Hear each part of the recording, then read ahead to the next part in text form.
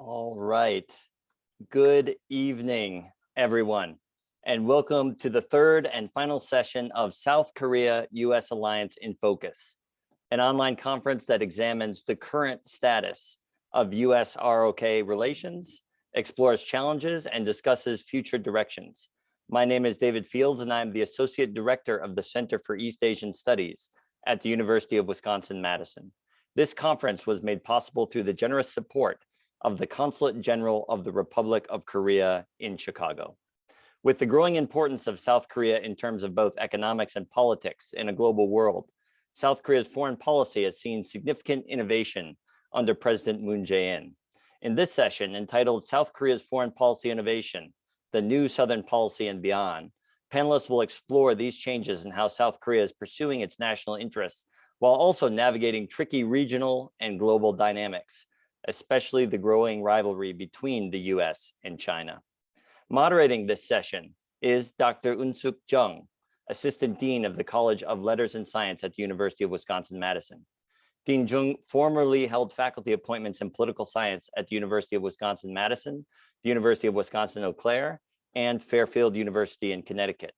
Her research interests lie in the field of comparative politics, including South Korean foreign policy in Southeast Asia, Islam and politics, religion and politics, and social movements. She received her PhD from the Department of Political Science at the University of Wisconsin-Madison. Her publications have appeared in the Asian Journal of Social Science, Contemporary Southeast Asia Research, and Asian Survey, among other journals.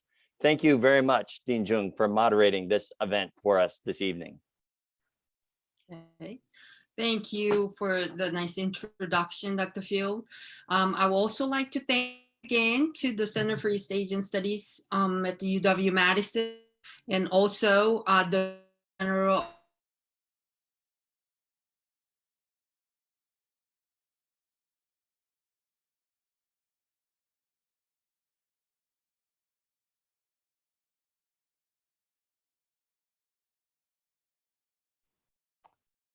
We appear to have lost Eun-Suk. Hopefully she will be back in just a moment. I have messaged her, but I'm sure she was wanting to reiterate the thanks to the ROK Consulate General in Chicago for their support.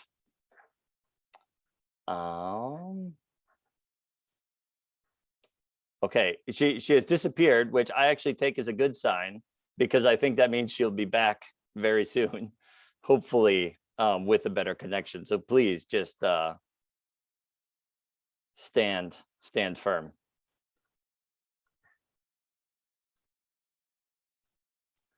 And rest assured, if she doesn't, I will step in as moderator. I've already done 2 of these, and I'm sure I can do a third if necessary. But I think she'll be back.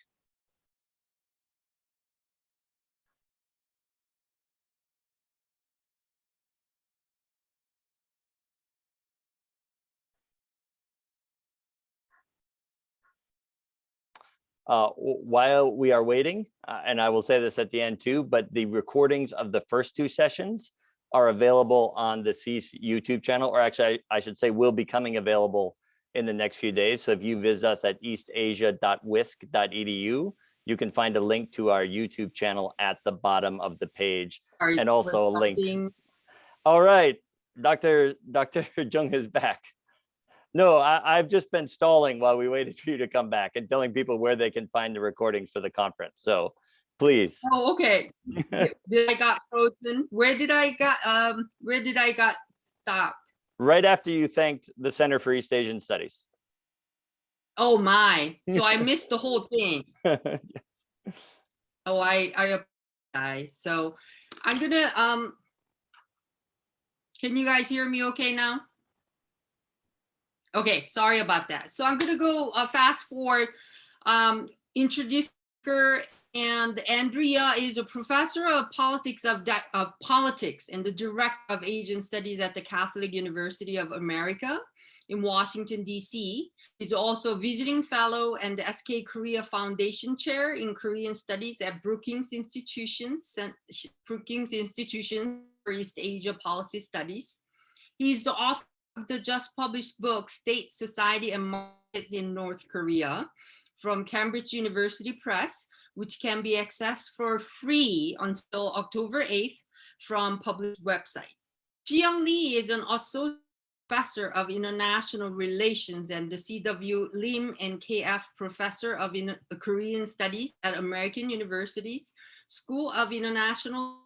She's the author of China's Hegemony, 400 Years of East Asian Domination, Columbia University, 2016.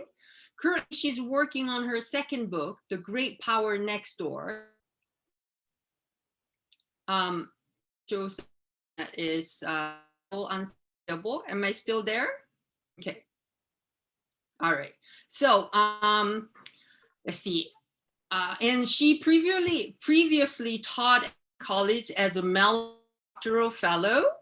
Outside academia, she as a Korea policy and a senior political scientist at Rand Corporation, was a non-resident Korean Studies Fellow at the Pacific Forum CSIS. She received her MA and PhD from Georgetown University.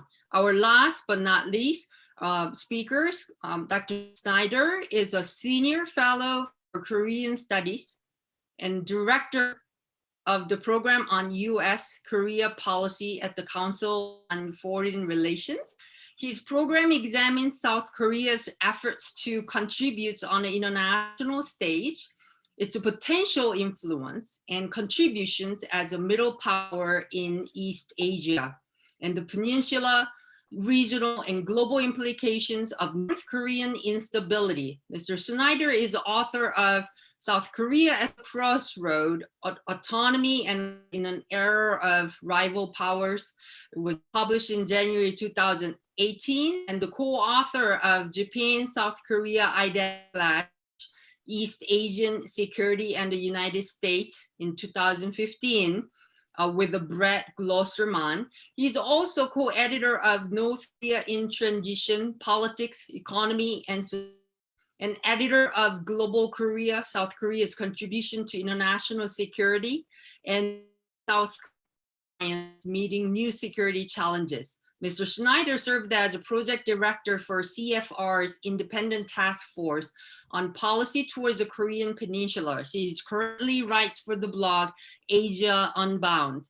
So now that introduction is done, hopefully when the presentation is going on, there will be no glitches. So I'll give the floor to Dr. Andrew Yaw first. Well, hello and good evening. I'd like to thank the Center for East Asia Studies and also the sponsors of this evening's webinar, especially the Korean Consulate in Chicago. Many years ago when I was an undergraduate at Northwestern, I would have to stop by the consulate to pick up my visa. So again, thank you for making this conference possible. It's also a privilege to speak to students at the University of Wisconsin-Madison, since this is my wife's alma mater, where she received her PhD in economics.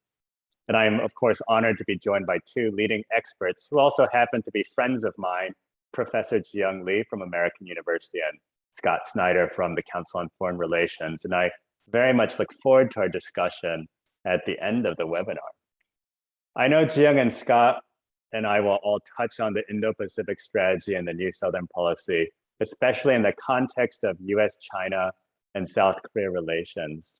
But given our different expertise and backgrounds, each of us will probably address a different facet of this issue. Since I get to go first, and apparently I'm the only one without slides, I wanted to begin by talking more broadly about South Korea's regional strategy in the Indo-Pacific before honing in on the new Southern policy as a viable approach for greater engagement with the United States and the region. Now, let me say a few things about South Korea and the Indo-Pacific. Several experts have observed the prevalence of hedging strategies adopted by smaller powers in Asia in the wake of US-Sino competition. That is, smaller countries want to avoid getting ensnared or punished by siding too closely with one great power at the expense of the other. The idea is to engage both Beijing and Washington. The current South Korean government has also tried to maintain positive relations with both countries by staying in the middle. South Korea is not alone in this regards. As I just argued, many other middle and small powers in Asia try to balance their relationship between Beijing and Washington to varying degrees. What makes the Korean case interesting, however, is that South Korea has a very strong alliance with the United States. We might expect Southeast Asian nations to hedge as they have no formal alliance partnerships with the United States or China, with the exception of the Philippines. But in the case of South Korea, there is a clear alliance commitment between Seoul and Washington through the 1953 Mutual Defense Treaty. This is why some US policymakers become flustered when it appears as if South Korea remains less committed to US strategic objectives. Ruminations about South Korea's absence from the Indo-Pacific narrative and the Quad have raised some questions in Washington about Seoul's position on strategic issues outside of the Korean Peninsula. Now, some degree of geopolitical disconnect has always been present in US-South Korea relations, given the interests and responsibilities of the United States as a global power, and South Korea's narrower and more limited subset of concerns as a regional middle power. These differences became more pronounced following the Trump administration's unveiling of the free and open Indo-Pacific strategy, as the United States widened its traditional strategic focus on East Asia to cover the Indian Ocean region, which is the Indian Ocean maritime space. But more than that, even though the Indo-Pacific strategy might be seen as a continuation of the US-Asia pivot under President Obama, the declaration of a free and open Indo-Pacific appeared to further intensify US competition with China. South Korea, of course, was uncomfortable with this new narrative. Although the current South Korean government has also invested in diplomatic, economic, and human capital in the Indo-Pacific region through the New Southern Policy, which I'll talk a little bit more about in a couple minutes, President Moon's foreign policy priority has always been centered on North Korea and inter-Korea relations. This is both understandable and inevitable. North Korean provocations or potential instability on the Korean Peninsula directly affects South Korea more than any other nation. However, in its desire to make progress on inter-Korea relations, South Korea has become less engaged and somewhat marginalized in discussions pertaining to the Indo-Pacific security landscape. While South Korea supports Asia's existing security architecture beyond the US-South Korea alliance, the current government, in my opinion, has taken a more passive than active role in shaping the region's strategic environment. On the economic front, South Korea neither played a leading role in discussions framing multilateral trade agreements, such as the Regional Comprehensive Economic Partnership, otherwise known as RCEP, nor has it joined, although it's declared that it's considering joining the Comprehensive Partnership Agreement for Trans-Pacific Partnership, formerly known as the easier to say name TPP. On the security front, South Korea has remained peripheral to the Quad, and it's avoided making overt statements on issues like the South China Sea, or participated in joint military exercises, which might give the appearance of containing China. South Korea, for sure, is certainly boosting its own defense capabilities and engaging in dialogue with strategic partners. So it's not that South Korea is ignoring defense and security issues. However, South Korea is probably not the first country that comes to mind when we think about regional defense and security for the Indo-Pacific. And this is where the New Southern Policy becomes useful to the current government, as the New Southern Policy, or I'll refer to as its acronym NSP, can be adapted to fit with many of the non-strategic goals of the Indo-Pacific strategy. Now, for the benefit of those who are less familiar with the origins of the NSP or the New Southern Policy, let me just say a few words about the policy and its purpose. The South Korean government launched the NSP in 2017 to promote greater cooperation with countries in Southeast Asia and India.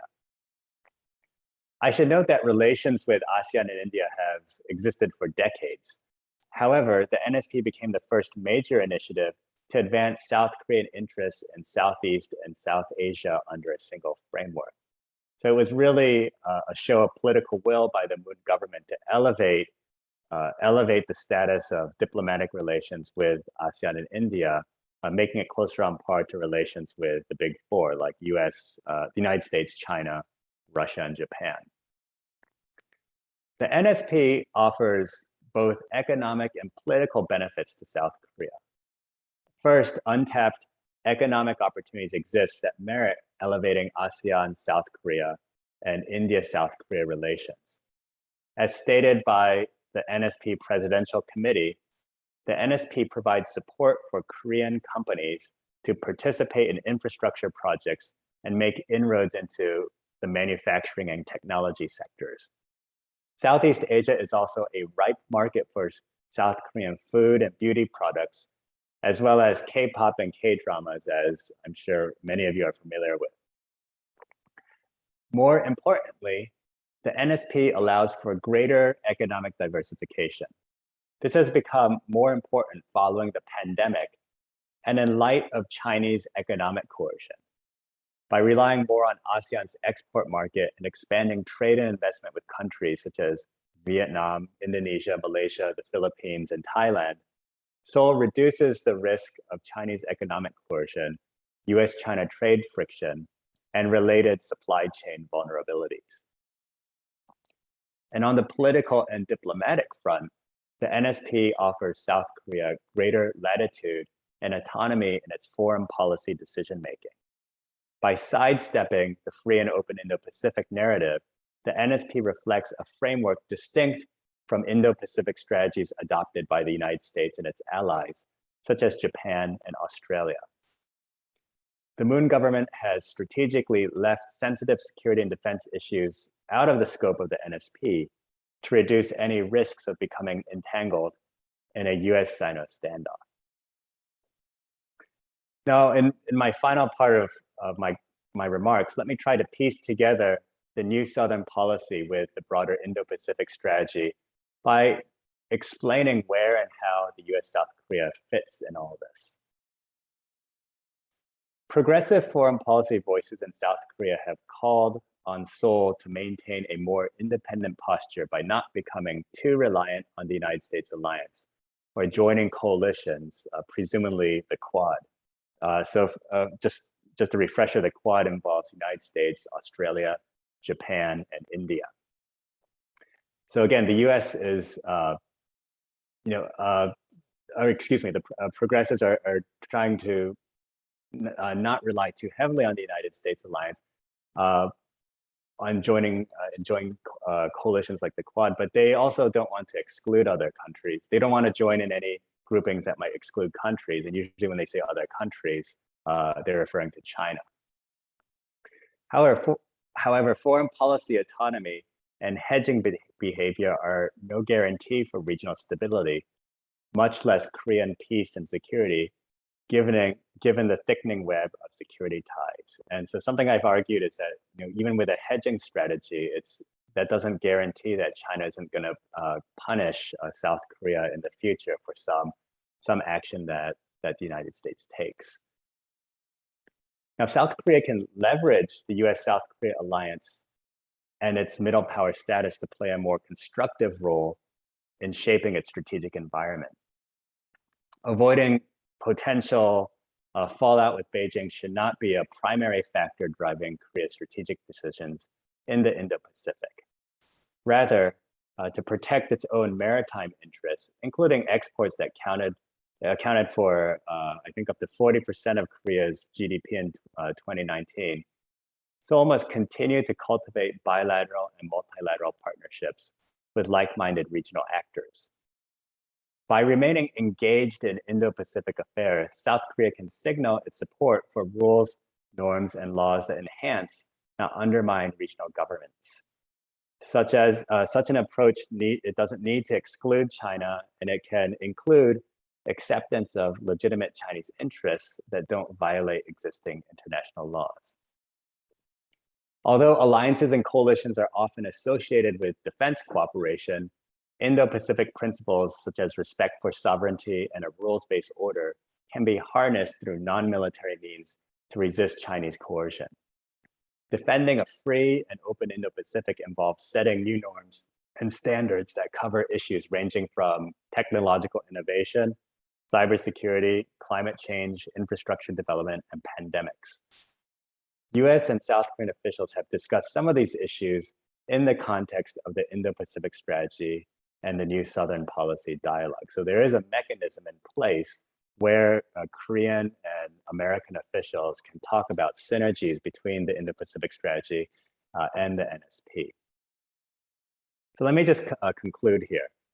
Given the rapidly changing dynamics of the Indo-Pacific region, Asia's security architecture is also likely to evolve. South Koreans may feel less compelled to stretch their strategic outlook beyond the immediate Northeast Asia corridor.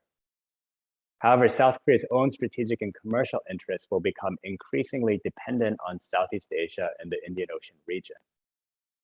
The US-Korea alliance can still serve as the anchor behind South Korean national defense, but its maritime strategy may require deeper engagement with the Indo-Pacific strategies of the US and others. So the NSP is a good start, but looking ahead with South Korean elections, one of the questions is looking at the NSP and seeing if it can bridge the gap that I've been discussing on strategic issues and linking South Korea to other countries within that maritime space to improve its own national interest. So I'll stop there and I'll pass the baton over to Dr. Lee. All right, thank you. So I'll give a floor to Dr. Lee. Thank you so much, everyone, for joining tonight. And I really appreciate the kind invitation from Center for East Asian Studies, Dr. Jung, and also to Consul General Chicago for making this event possible.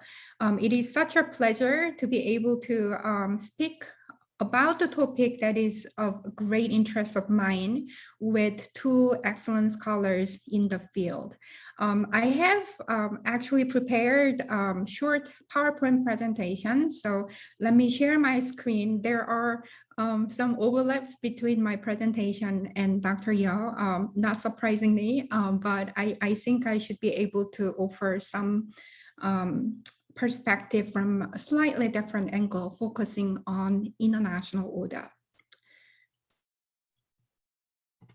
So today I thought I could focus on perhaps three important changes that are taking place in international politics, focusing on this notion of international order. So I wanted to really think about South Korean foreign policy in this changing international order, highlight three difficult challenges or dilemmas that South Korea finds itself in, and talk about some of the steps forward as we come together to think about some of the policy implications and prescriptions. South Korea is finding itself in a rapidly changing international order. And importantly, some of the assumptions based on which South Korean foreign policy has been operating have changed. One important change is that the United States-China policy has changed. Previously, South Korea was able to pursue its China policy based on the assumption that United States' own policy towards China, broadly speaking, rests on the idea that economic interdependence between United States and China is good for the United States, good for China and the rest of the world. But this assumption is no longer valid. That's creating quite a bit of tension in terms of alliance management between Washington and Seoul. Second, compared to the earlier years of the Cold War, during which United States and South Korea formed its alliance, that was, in a sense, a typical traditional military alliance. In the 21st century, we find Seoul addressing and dealing with non-traditional security issues becoming a key concern, not just for the United States, but also South Korea, Japan, and other countries, such as disinformation campaign, cybersecurity concerns, economic coercion. They become day-to-day concerns for policymakers in many capitals in the world. Three, I think South Korea finds itself in the midst of other Asian regional powers such as Japan, India, Australia, strengthening intra-Asian security partnerships. Dr. Yeo just talked about Quad and other developments points to these countries' own strategy of hedging, swimming through uncertainties arising from the strategic competition between Washington and Beijing. So against the backdrop of these international changes that are taking place, what do these changes mean for South Korean foreign policy? I think about three particularly thorny challenges for South Korea. One is the need to navigate the tension between United States' strategy to decouple itself from China or decouple China from global supply chains, as we have seen recently in our US decision to ban on Huawei, and South Korea's high level of economic interdependence and dependence on China. This figure is from a paper that I have been working with two PhD students. This shows Australia, Japan, South Korea's trade surplus with China as percentage of their GDP. Even amongst the three key US allies, South Korea, Australia, and Japan, you can tell the level of South Korean economic relations and dependence on China is higher than that of Australia or Japan. Second dilemma is that South Korea-United States alliance has built for deterrence and defending against an external attack on their territory from a third party. That's the rationale of US-RK alliance. Over the years, there has been certain transformations of this alliance becoming more comprehensive and strategic. But I do think that there needs to be more solid dialogue about the role of the alliance in addressing these non-traditional security issues, such as cyber attacks, disinformation campaigns, and economic coercion. This becomes particularly difficult for South Korean policymakers, especially these issues become part of American efforts to bring its allies and partners against in its efforts to push back Chinese and Russian influence for global governance. When South Korea thinks about its alliance with the United States, China is not really very much in the picture, but increasingly, United States is moving towards the direction expecting from Seoul and other allies to join United States to be able to push back some of its perceived unfair practices that include these practices. Three, the third dilemma could come from the goal of South Korea wanting to improve relations with North Korea and therefore requiring it to keep good relations with both United States and China. So as Dr. Yeo briefly mentioned, this goal of maintaining good relations with the United States and China sometimes it becomes increasingly more challenging when US and China are not getting along. Then that definitely has negative impact on South Korean ability and room for its diplomatic maneuver. So how to navigate this difficult structural issues is one of the key concern and challenge that South Korea faces. And this will continue to be an issue moving forward. So many countries, not just South Korea, but countries like Japan, Australia, and other Southeast Asian countries have adopted diversification as their strategy in navigating this uncertain chart in the age of US-China competition. South Korea has adopted New Southern policy, and Dr. Yeo has provided the basic outlook of the strategy. But moving forward, my suggestions are as follows.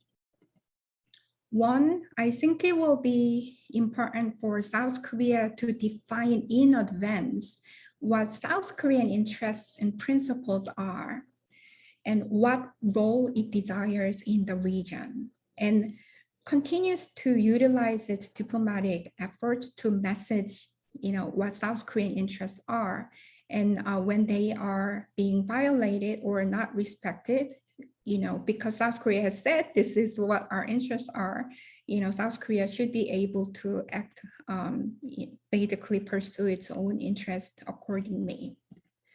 Second, I think it's important to focus on issues. I personally feel that oftentimes many of the public dialogues talk about the US-China competition as an easy frame or a narrative. And sometimes it may be the case, but other times it doesn't really help.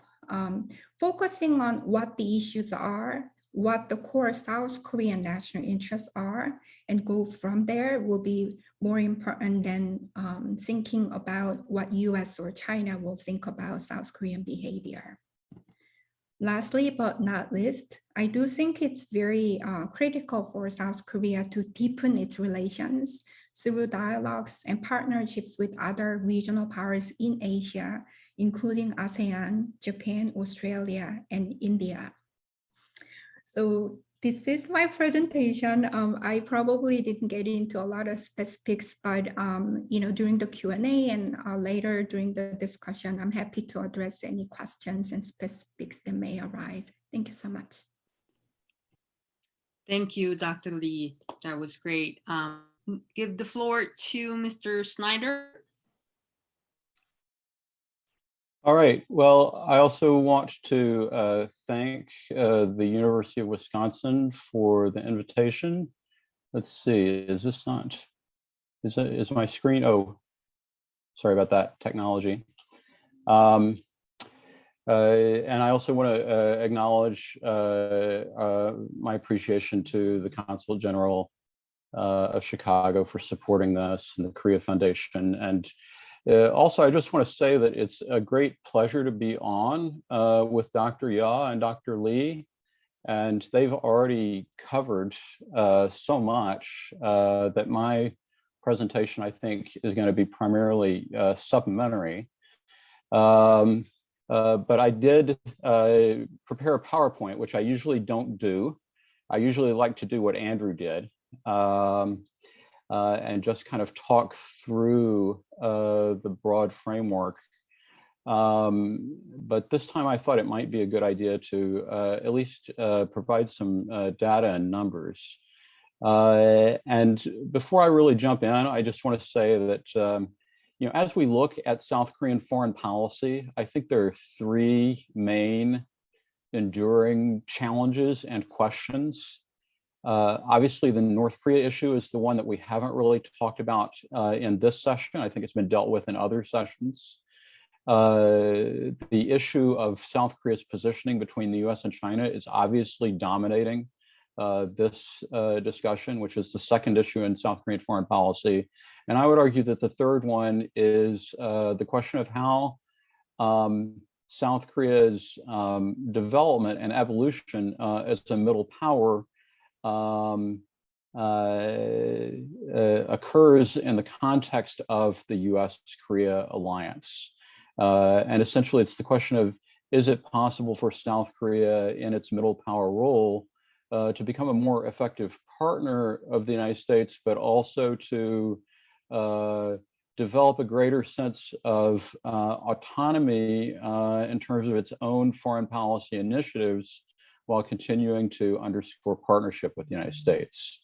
And so those are the main issues that I've really been focused on looking at. And what's really interesting in the Moon administration is actually this new Southern policy as an innovation of the Moon administration, because it upsets the usual framework in South Korea for thinking about foreign policy in the context of the four major powers, the US, Japan, China, and Russia. And what's really interesting about that is that President Moon himself indicated his aspiration to place the relationship with ASEAN on the same par as the four major powers in his initial unveiling of the new Southern policy back in 2017. And we'll have to just kind of see how that develops. But if you really want to look at what the driver was for, ASEAN being a focal point, we have to look at economics. And that's the reason why I wanted to present some data with regards to how South Korean trade trends have developed. And what's really interesting, I think, from this particular graph is that the US-ASEAN, or the South Korea-ASEAN relationship actually surpassed the US-South Korea economic relationship back in 2008. And so this is a significant economic relationship that has developed. And I think that it's the economics that have really driven and created the environment for the new Southern policy. And the big question is whether the political side of the relationship can develop in complementarity with these economic trends. Now, what is it really that drove the the South Korea-ASEAN relationship to develop in this way? Well, I would argue that it is the desire by South Korea to diversify its economic interdependence away from China. And I think that we saw that in the late 2000s. South Korea in 2005, 2006, its trade with China was going up so dramatically. And also South Korean investment in China represented, I think in 2005, over 40% of South Korea's overall investment. And so South Korea began to look to diversify its supply chain away from China. And a lot of that went toward Vietnam. And Vietnam is really the centerpiece or the cornerstone of the South Korea-ASEAN economic relationship. And you can see that the South Korea-ASEAN relationship has really taken off as a result of that diversification decision. And then in terms of foreign direct investment, we also see in the context of that decision in the mid-2000s, South Korean commitment to Asia excluding China in this graph really is primarily about the decision by South Korean companies to diversify to Vietnam. And a large part of that is Samsung as a major market mover, investing in Vietnam as an alternative plant and supply chain to China. Now, why do I emphasize this? Well, the reason why I emphasize it is to point out that South Korean commitment to ASEAN economically well predates anything that was happening in terms of the potential for US-South Korea cooperation in the context of a free and open Indo-Pacific strategy. The South Korea-ASEAN relationship was already developing in some very interesting ways. And it's not just investment, it also is ODA. Vietnam was, I think, the second, maybe it's the largest recipient of development aid from South Korea. And also in recent years, this has been accompanied by an influx of Southeast Asian students to South Korea. I think most recently there's about 40,000 Southeast Asian students who are coming to South Korea for educational purposes. And really the South Korean educational market has expanded dramatically for incoming students, in part on the basis of that. And then also on the foreign direct investment front, I would just note in the context of the US-China competition, we see South Korean firms beginning to make choices to invest in the United States. And we might want to talk about that further at a later stage. Oh, now I've made a big mistake. I've got to figure out how to go backwards.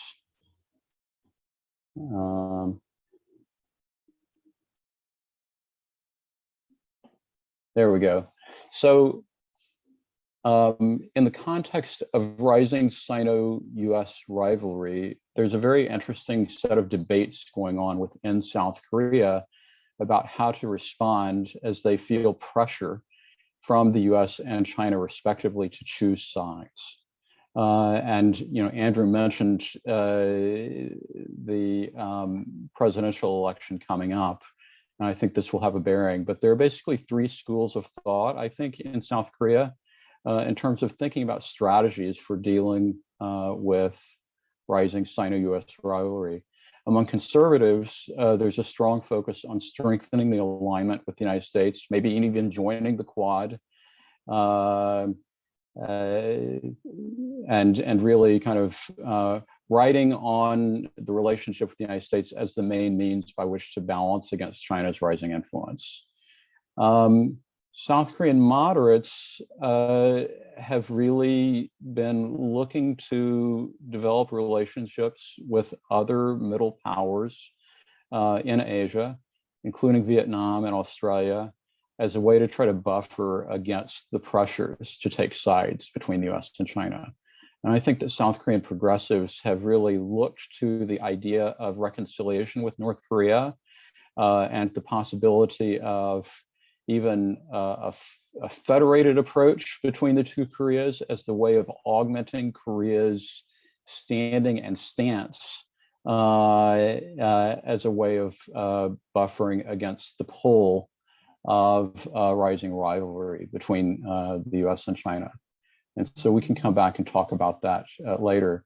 The other really, I think, a hot area of competition is the technological dimension. Ji-young talked about this, and so I just wanted to provide some background in terms of what that looks like in the semiconductor sector, in terms of firm level choices. Where are Samsung and SK Hynix, the major semiconductor exporters from South Korea, doing their business? And so this is actually very interesting because it shows Samsung has weighted a lot of their exports toward the US, SK Hynix not so much. But I would argue that in the context of the Biden administration's focus on supply chain resiliency, and in the context of the US-South Korea joint statement that came out in May, which was very comprehensive in terms of the range and areas of cooperation, and in terms of the Biden administration's thinking about how to try to counter and strengthen technology as a component of national security. What we're seeing is greater pressure on allies to make choices between the US and China. And also, I think, a tilting of the the field in terms of incentives as the US tries to draw, for instance, Samsung into investment here in the United States. And we know that there was a $17 billion investment announced back in May for a chip factory that would be built in Texas. And SK Hynix likewise is looking at investments in the US. Both companies also have had prior investments in China. But this is where I think the core area of competition is at this point. And what is really interesting to me about the way that the Biden administration has framed opportunities both in this field and in others, like pandemic cooperation and the idea of linking up US technology with South Korean manufacturing in the vaccine sector. What we're really talking about, I think, is the Biden administration beginning to challenge the broader narrative in South Korea that the way that they think about foreign policy is the US as the source of security and China as the economic opportunity. Essentially, the US, I think, in the technology area, the Biden administration is saying, well, we want to compete in the economic field, and we're going to do it in part by strengthening our strategic technological partnerships, including with South Korean firms. Now, I'm just going to conclude by asking a set of questions that I think should be grounds for further discussion. One, basically South Korea generally, as Andrew suggested, has and other countries, have really tried to pursue choice avoidance. But the US and China increasingly are trying to demand that South Korea make choices. And so under what circumstances do we see South Korean choice avoidance strategies as no longer sustainable? A second question is really related to the fact that the US and South Korea end up having very different views of what China's role and contribution can be as related to North Korea. And an interesting question that I think about from time to time is, well, what would South Korea's foreign policy look like if there were no North Korea? And of course, we're not going to be able to answer that question. But I think it's a very interesting question as we see the tension between the Moon administration, of course, prioritizing peace on the Korean Peninsula, but also reaching out to Southeast Asia in these new ways. And so, going forward, it's going to be very interesting to see essentially whether South Korea can walk and chew gum at the same time, manage North Korea, and also pursue these roles in the context of its outreach to Southeast Asia. Third question, how will South Korea manage the impact of intensifying Sino-US technological rivalry? I'm not going to elaborate on that too much. But the final question, I think, is really the key question, especially as we look at debates about the Quad, debates about how the new Southern policy can link up to the US Indo-Pacific strategy, in particular because it is a US-South Korea security alliance. That's a collective security structure. It's a bilateral structure. And yet the Moon administration, even though it's depending on a bilateral collective security structure for its security, it appears very averse to regionalizing that collective security structure. Instead, the Moon administration very clearly would like to establish a cooperative security architecture that actually might loosen the alliance somewhat in favor of some kind of socialized regional rules of the road in which all powers, including great powers, feel compelled to work together with each other. And so I just find it so fascinating that the Moon administration aspires live in that world, which seems so difficult to attain under current circumstances. And the fact that the bottom line is that the alliance still remains the linchpin of its security, the thing that it can count on to guarantee its security and prosperity in the region.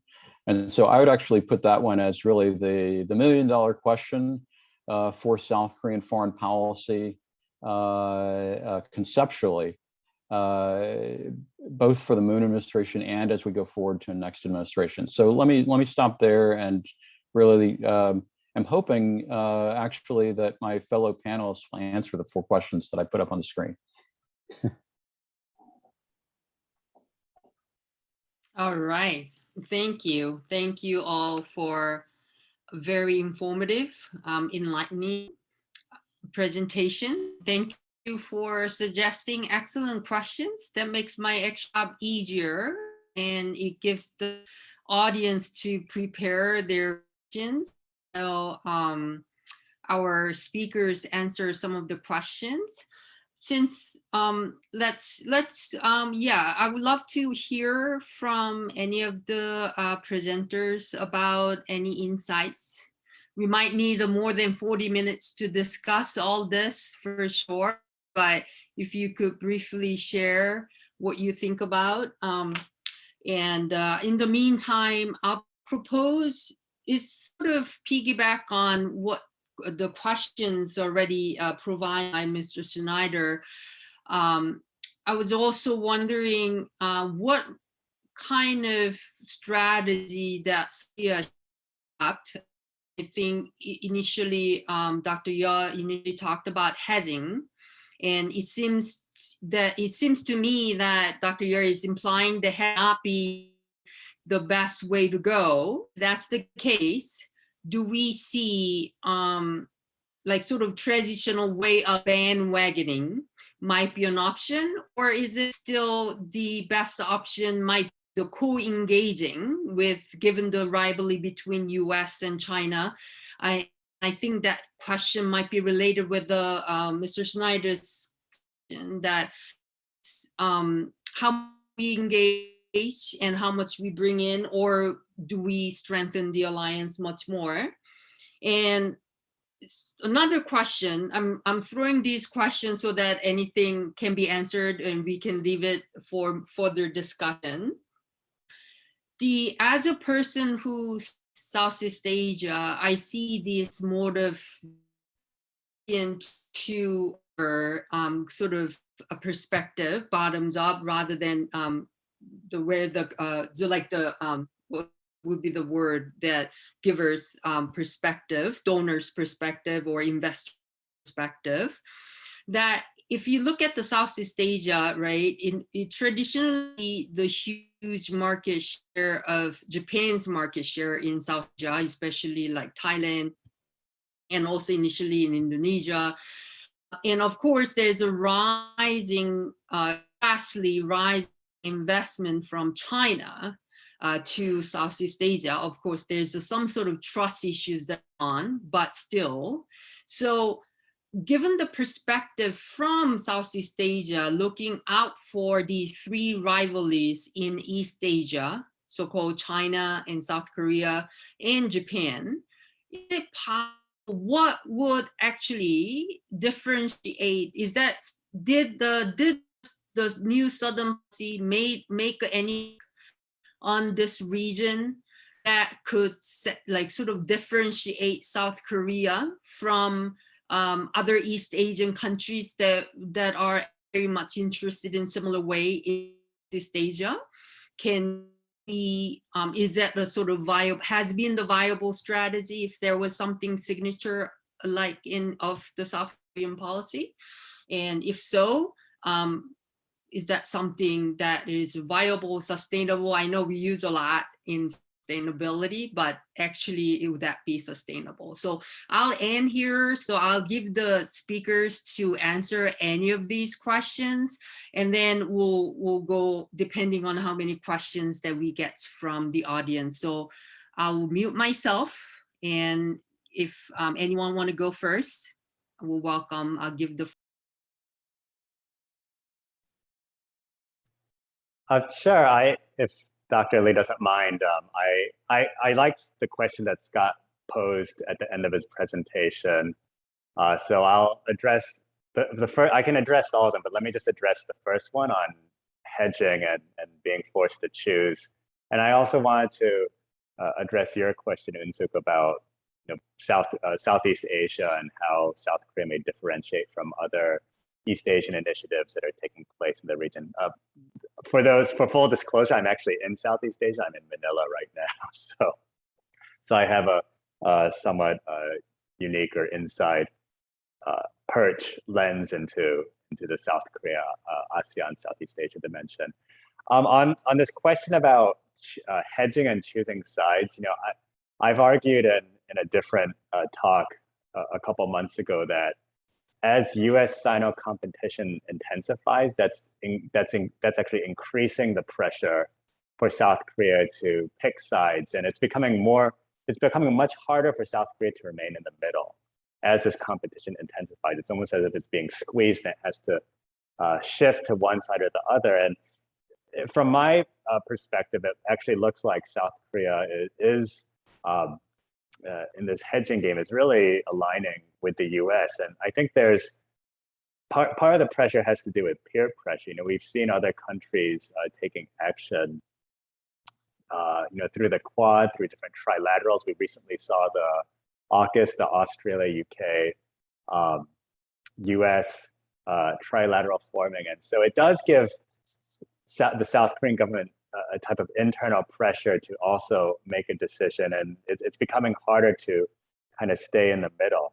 Now, the question is, what happens if US-Sino tensions relieve, if some of that pressure relieves, and will South Korea go back to more of this hedging type strategy that it's become comfortable with in the post-Cold War period? So that's something that remains to be seen. And as I was just looking at my newsfeed this morning, it looks like there was an important meeting between the U.S. National Security Advisor and also China and his counterpart in China. And it looks like there's going to be a Biden-Xi virtual meeting in the works in the upcoming months. So we'll see if how much this idea about having to choose sides is contingent on the degree of pressure between U.S.-Sino competition. So yes, I think they're leaning towards one side, but it may vary if U.S.-Sino competition decreases. On the question of Southeast Asia, a lot of people don't realize, but Japan has a huge market, and in terms of investment in the region, Japan pales other countries. And I think that's a surprise for a lot of people, because these days we're hearing so much about China, Chinese investment, Chinese money and finance coming into Southeast Asia. But overall, it's still Japan that leads in terms of ODA, in terms of foreign direct investment. And it's really hard to compete with that. If you look at South Korea, the share is actually quite small. And as Scott mentioned, most of the ASEAN South Korea trade and investment volume hinges on Vietnam. I think Vietnam accounts for more than half of all the trade volume with ASEAN. So South Korea really needs to find a plan that might diversify even within Southeast Asia.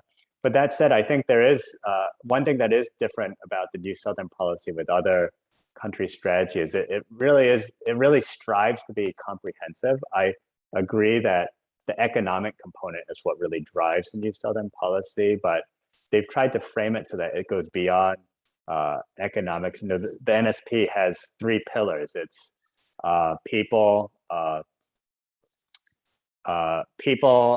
prosperity, and peace. And so, we tend to focus on the prosperity angle, but the peace and the people pillar are also important. So it's a much more comprehensive strategy than say what the Chinese do. The Japanese also have a similar strategy too, but a lot of it also hinges on economics. So we'll see how South Korea can differentiate itself from other East Asian country strategies towards Northeast Asian country strategies, Korea, Japan, and China towards Southeast Asia. Well, I can try and address the question about whether South Korea will try to bandwagon with China, or will continue to pursue this, the word that you use, Dr. Jung, co-engagement with both United States and China, if I understood your question correctly. When it comes to South Korean foreign policy, I think South Korean foreign policy is very, in a sense, unique, kind of going back to what, Mr. Schneider was talking about. We think of the policymakers at the intersection of domestic politics and international politics, right?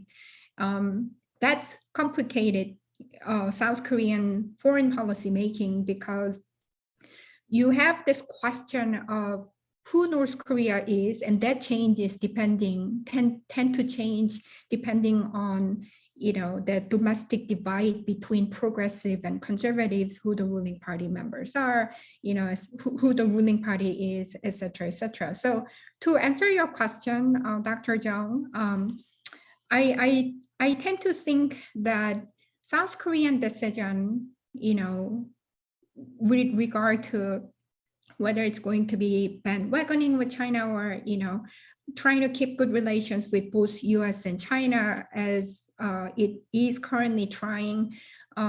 There are domestic politics divide consideration, basically after the election, who gets to decide the foreign policy direction. That's one big impact on what's going to happen.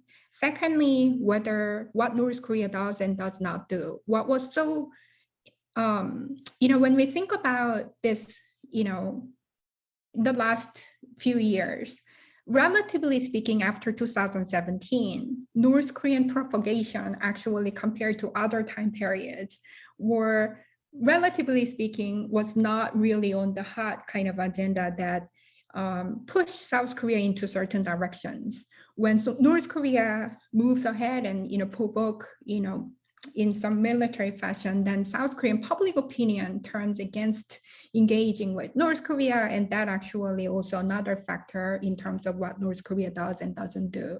And also the other element is underlying undercurrent is South Korean desire for autonomy and sovereignty, that identity question that that has brought up during the presentation. So, bringing all this together, I think that the big moving part right here, moving into the next year and on, is the domestic politics, I think. And of course, North Korea, what North Korea does or doesn't do, based on this undercurrents of South Korean desire for autonomy. I do not really think that South Korea is going to bandwagon with China. If you read public sentiment, and also policymakers and the intellectuals and in South Korean society overall, there definitely is some clear cleavage, political cleavage about who North Korea is to South Korea, right? But then when it comes to China, it's not as clear, but then I don't think there is that clear sense amongst the public and also basically South Korean society as a whole to be able to move into that direction of bandwagoning with China. So I tend to think that the uniqueness of South Korean foreign policy is definitely that North Korea factor. Scott, your question is right on. If North Korea were not in the picture in terms of South Korean foreign policy making, I do think that South Korea will be much more proactive in shaping regional security environment, making a lot, more proactive voice towards creating the kind of international order that it finds itself to be prosperous. But then more immediate concern, this is also a question of policy priorities, right? And that also, hinges on who becomes the president and who becomes the ruling party, because all these things that we talk about, those are very important to, South Korea. But then depending on who gets to decide the foreign policy priorities change. So it happens, the current government focuses on inter-Korean relations, right? That priority is on that kind of, has implications for its management of relations with United States and China. And I think that priority question is going to be something that we need to keep an eye on. So long story short, I think there are multiple factors: North Korea, South Korean identity and autonomy, and also domestic political cleavage that coming together. I do not see that South Korea moving into the direction of bandwagoning with China, but I do see that there is going to be more discussions about China policy within South Korea than now with the presidential election. I'll just add a couple of observations because I think that the questions that you asked have already basically been answered. What I think I can do, rather than saying what is distinctive about South Korea's approach versus other countries, is to essentially evaluate the new Southern policy. You know, has it achieved the potential that was pledged? And I see it as kind of a mixed bag. Andrew may have, you know, some other views, but I think that the economic engagement clearly has been very strong and has generated, I think, opportunities between the two sides. But I think that one of the things that ASEAN, in my view, has always looked to Korea for is as an additional ballast in terms of having a similar approach related to omnidirectional engagement of major powers. And somehow it seems to me that at the political level, ASEAN and South Korea still haven't really meshed. And I would actually argue that the main reason for that is probably perceived to be South Korea's preoccupation with North Korea and its inability to fully engage in terms of thinking more broadly strategically about Asia in a regional context because of its peninsular preoccupations. Another way of putting this is, you know, just from a US perspective, an interesting question is who really understands the region and can give insight, strategic insight into thinking about how to deal with China. And actually, historically, I think that the country that has brought the most strategic insight to American foreign policymakers has always actually been Singapore. And what's really curious is that South Korea should be in a position to inject policy dynamism as well and strategic thinking. And yet, I think because of the division, it's not been able to do that. And then just one additional point that I feel needs to be emphasized more, but I think it's already been stated, is just the extent to which cooperation between the new Southern policy and the free and Indo-Pacific, you know, has really been, I think, a function of US demand more than South Korean desire. And the new Southern policy, I think that when South Korea is facing the United States, it's fine to talk about how these two policies mesh. But when South Korea is facing ASEAN, it's really about South Korea's autonomous approach in terms of reaching out and doing something bilaterally with ASEAN. And so one really interesting question, maybe this is really for Andrew, is do you ever hear ASEAN colleagues say how much they appreciate that South Korea's new Southern policy is aligned with the free and open Indo-Pacific policy, or is it really just not on the radar screen? Hi, thanks, Scott. I'll take that since you directed that at me. And I think you're absolutely correct in terms of the efficacy of the new Southern policy. It's been largely on the economic front. And even then, there's some questions about whether it has been impactful. I looked at ASEAN ROK trade, and there was a slight dip, I think because of the pandemic in 2019. It has gone up since 2017 slightly, but someone was saying that the real test is whether ASEAN ROK trade actually replaces that of ROK, of South Korea-China trade. Because if the whole idea is to diversify, we should see, when we see a decrease in trade, South Korea trade relations with China, that should be picked up by increasing trade with ASEAN. But it's a little too early to tell, perhaps. But we haven't seen that effect in other areas, particularly on the strategic front. I mean, this has been one of the weaknesses of the NSP more generally, and even South Korean commentators have said, offered the suggestion that the Moon government needs to strengthen the peace pillar, that there has to be more of a strategic angle to the NSP. And one South Korean interlocutor responded by saying, well, it stands for New Southern Policy, not New Strategic Policy. So that's kind of been the response to South Korea. But that being said, I think the South Koreans also recognize, I thought at least, that South Korea was moving more in the direction of trying to make an earnest connection between the Indo-Pacific strategy and NSP, especially when Biden was elected, because they knew that the Biden administration would be more interested in multilateral coalitions, that they would want to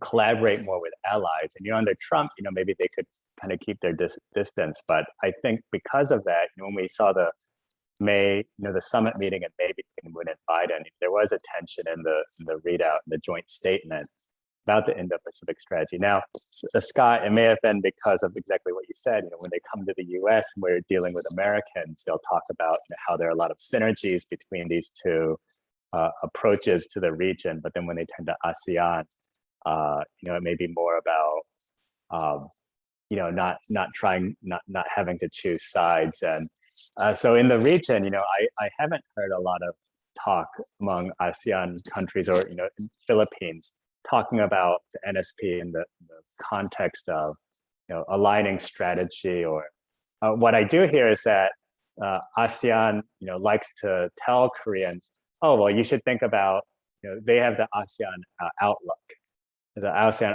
outlook on the Indo-Pacific, which is a nod. It's ASEAN's nod to the Indo-Pacific strategy, but it's not. It's certainly not as committal on the strategic front as, say, Australia or Japan's own Indo-Pacific strategy. And so they've offered that to the Koreans, saying, well, you could think of the Indo-Pacific as the way we do in our ASEAN outlook. One thing I will mention, though, and I can just throw this out, is that South Koreans actually have defense cooperation agreements with Southeast Asian countries, and there are these arms deals that actually don't get a lot of attention. I don't know if that's deliberate on the part of South Koreans, because they don't want to advertise that they're selling or giving away naval frigates, or there's this deal. I don't know if it's still going through, but there's a deal to sell fighter jets to Indonesia. A colleague of mine at Brookings was saying that there are these arms deals there's technology transfers between South Korean weapons companies and India. I guess the artillery that's facing China from the India border on the line of control, the LAC, are actually from Korea. So there is a defense security component, and I've suggested, I've asked Koreans, why don't you make that, or at least fold that into the NSP? And they've kind of demurred. And my read is it goes back to the China question, because they don't want to be seen as providing arms or weapons in the event that this looks like it's geared towards China. So they've again, to answer your question, I don't think ASEAN countries have really acknowledged or widely acknowledged the strategic dimensions of the NSP, because there frankly isn't really a strong component there. Certainly, there's something for the next government to consider, though. All right, thank you so much. I actually was wondering if I could ask a question to the other panelists or anyone out there. And I know there might be some questions in the Q&A, but we've been talking about how Moon has been focused more on inter-Korea relations. And it'll be interesting to see in the next, whoever comes to government next, whether they'll shift South Korean foreign policy towards a more, if if they'll focus less on inter-Korea relations. Of course, the Korean Peninsula will always remain a top priority, but will we see some shifting or more attention to regional issues, the Indo-Pacific? Will we see some differentiation with China? And one question I want to ask is with the South Korean domestic public.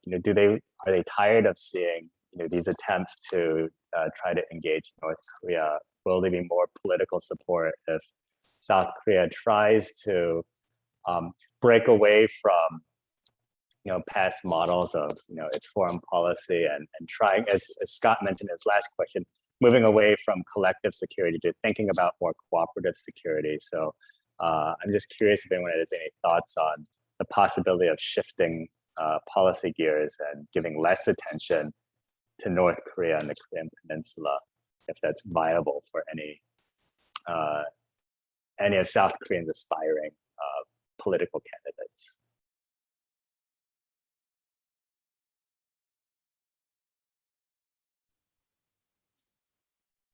Well, I'll Jiyoung, jump in. Yeah, I'll jump in here. I mean, I think what's going to be really interesting about this South Korean presidential election is that it's going to be really primarily driven, of course, by domestic political issues, but I think it is shaping up to be an election that has significant foreign policy consequences for the direction of South Korean policy. And so what's really interesting is that that's not what South Korean voters are going to vote on, but it is one of the things that they're going to get. And what I mean by that is that we have, I think, an emerging rather stark gap in foreign policy between the progressive frontrunner and the conservative frontrunners on issues like China, like North Korea, like the relationship with the United States has not been politicized up to now, and I think that most of the debates are going to be more indirect as related to the relationship with the United States, simply because Korean public opinion is so strong. But with regard to South Korean fatigue with engaging with North Korea, actually, what I see is a very consistent, over 30 years, perception of a plurality of South Koreans recognizing the ethnic connection. They see North Koreans as brothers, and I think that has explained why, regardless of progressive or conservative administration, there is an appetite for a certain level of engagement. They may have different thoughts about what the purpose of that engagement may be, but I think that there is a core support for every South Korean president is going to be expected to have some kind of North Korea policy. So far, I think actually even conservative South Korean presidents have dreamed of the possibility of inter-Korean summits, but they just expect the results of the summits to carry with them very different political meanings. And so, I mean, we could probably talk about that for a long time. Let me just add one thing, because I know this question is in the chat. I want to address the issue of cooperative security and what I meant by that in my question. Cooperative security is really about structuring regional cooperation. And one notable thing about Northeast Asia, it is one of the rare subregions in the globe where there is not an institutionalized body for regulating cooperation. We have the OAS in Latin America, you have ASEAN, you have the European Union, and I think that a lot of South Koreans, I think that President Moon, dreams of, I always hate, he dreams of a Northeast Asian cooperation organization that would essentially serve to regulate and mitigate against the possibility of major power competition. Because, and also what that does is it gives South Korea a voice that presumably would have equal traction among members of the organization. And so from that perspective, cooperative security for South Koreans is actually a kind of realist strategy.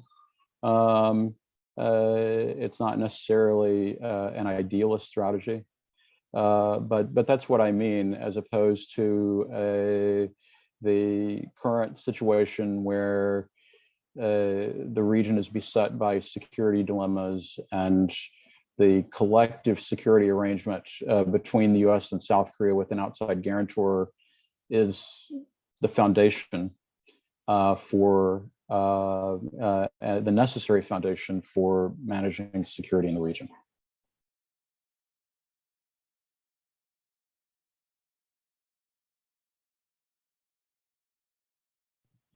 Well, I guess I could speak a little bit about North Korea in the context of South Korea's relations with the United States and China.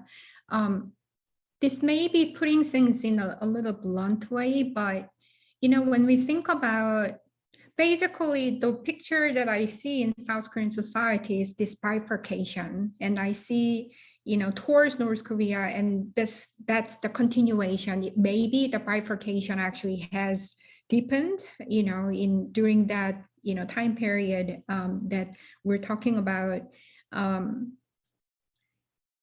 So when we think about, say, next administration and on, when we think about the South Korean society's political cleavage, what's really unique again about South Korean foreign policy is that depending on who you believe North Korea is to South Korea, that also has implications for US-RK alliance relationship, right? If you think that North Korea is an existential threat, then the alliance relationship with the United States to deter and defend against North Korea becomes very precious, the most important thing for South Korean state security, national security. But then if you think that North Korea is poor brother that needs deeper understanding on the part of South Korean brothers, then, some of the policy measures that the United States has in place, such as sanctions, becomes an obstacle for national, inter-Korean reconciliation. So then that actually has implications for, alliance management between Washington and Seoul. So North Korea really has become this window through which, again, depending on who the president is responsible for the direction of South Korean foreign policy, that has, I see that pattern. But regardless of, which political leaning you have, having some kind of breakthrough and accomplishments in its North Korea policy is any president's goal in South Korea, right?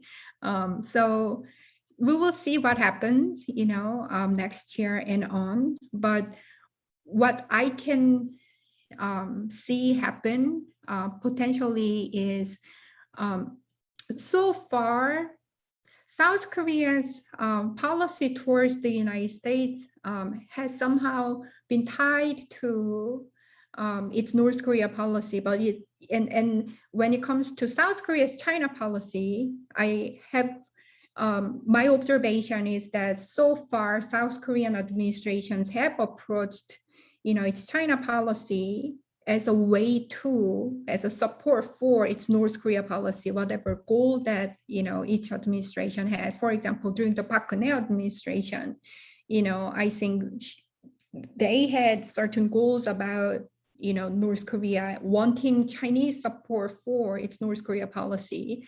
And we saw how that ended, and during the progressive governments too. Some out of that alignment of views on North Korea policy, including sanctions measures, was an important indicator or measure through which South Korea managed its China policy. But what I can tell this election to be different is, I think this time it's possible that South Korean presidential candidates will try and have independent South China policy regardless of its North Korea policy, if that makes sense. So that probably will be a change in South Korean foreign policy moving forward, because there's enough within South Korea to talk about the impact that South Korea has, its influences in South Korean society. So it will be interesting to see, what kind of narratives that's out there. It's very much about, media-led discussions about China, but I do think it's important for South Korean society as a whole to have a healthy and rigorous debate about what South Korean interests are, when it comes to dealings with China and China policy. I don't think I'm making sense, but anyway. Thank you. So I don't know, Dr. Phil, we have about 4 minutes left. I don't know, is there any last questions? I have to keep the time as well as a moderator. Well, maybe I can ask one more question before we Sure. finish. I have a question, and thank you so much for really some great presentations. You've really given me a lot to think about as primarily a historian, but who also likes to follow current events in Korea. And I'm wondering, I was just thinking about a map in my mind of East and Southeast Asia as we're discussing the new Southern policy. And I'm wondering, is it a bit of a miscalculation to hope to maybe balance economic dependence on China with a region that essentially lies between you and China in a maritime sense, especially thinking about Vietnam and how, lines of communication between the ROK and Vietnam pass, right along the Chinese coast for hundreds of miles. And is geography a consideration that maybe needs to be given more weight in this relationship, especially vis-a-vis, say, the US relationship with Japan? And it seems to be that if the ROK is looking for someone to maybe balance economic dependence on, or maybe looking to diversify, that in some ways Japan would be the more natural partner. I mean, I think we all know why that's not the case, but I guess also wondering what it might take for that to become the case, where relations with Japan could become the sort of banner priority that the new Southern policy has.